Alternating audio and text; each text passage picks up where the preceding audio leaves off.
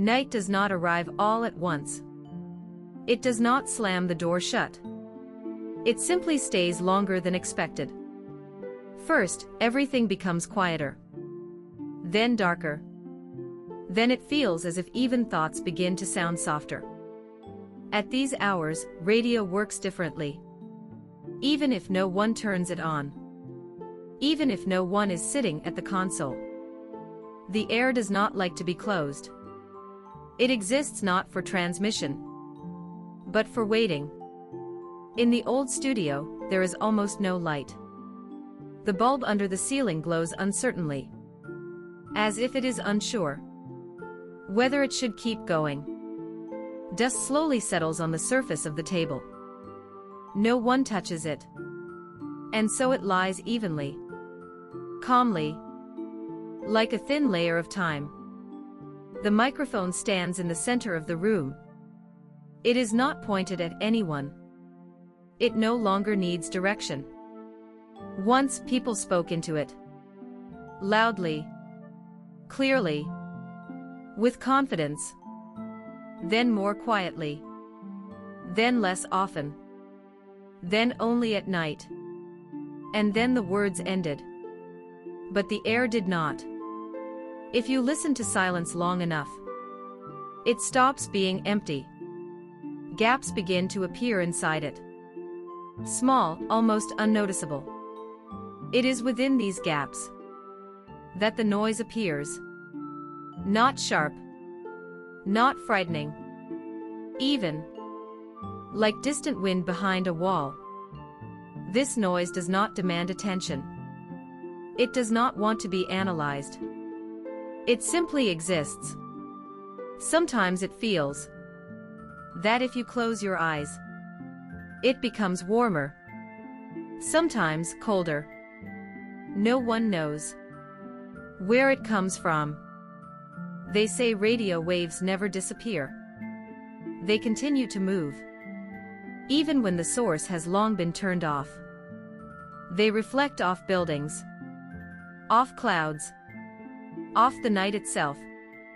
And sometimes they return, not with information, but with a feeling. At moments like these, the air feels alive. Not in a human way. And not in a frightening one. More like, attentive. The clock on the wall keeps ticking. But no one looks at it. Time is not measured here. It is simply felt. Minutes grow longer. Seconds grow softer. If you are listening to this now, then you are also inside this kind of time. Between day and sleep. Between thought and silence.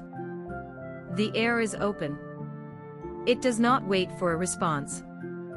It does not ask questions. It simply allows you to be. Sometimes changes appear in the noise. Barely noticeable. As if someone turned a knob and stopped halfway. It is not a signal. And not a message. It is a reminder that you are still here.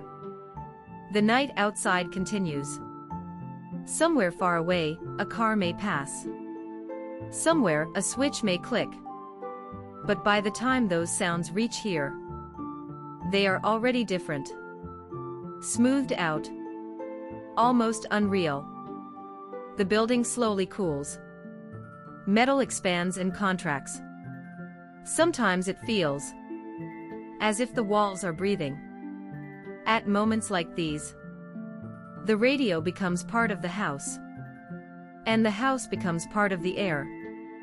The microphone records nothing. But it remembers. It remembers every pause. Every inhale. Every moment. When someone was about to speak. And did not. And it is these moments that linger the longest. If you remain in empty air long enough, you begin to notice something strange. Silence is not the same everywhere. It has layers. Depth. Distance. Sometimes it is closer. Sometimes farther away. Sometimes it feels as if it is looking back at you. But it is only a sensation. Nothing more. And yet, it is enough to keep loneliness away. The night continues. You do not have to follow the words. You can let them pass by. Like noise. Like air. This story does not demand attention. It was created to be background. Like light from a neighboring window. Like a distant radio station. Like a thought that does not need to be completed. If you are falling asleep, that is fine. If you remain awake, that is fine too. The air makes no distinction. It remains empty. And that is exactly why. There is enough space within it. Space for silence. Space for night. Space for you. The noise continues. It will continue. For a long time.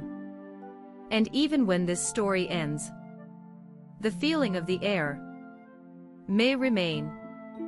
Like a faint trace. Like a last signal. That does not need to be decoded. Simply heard. And allowed to be.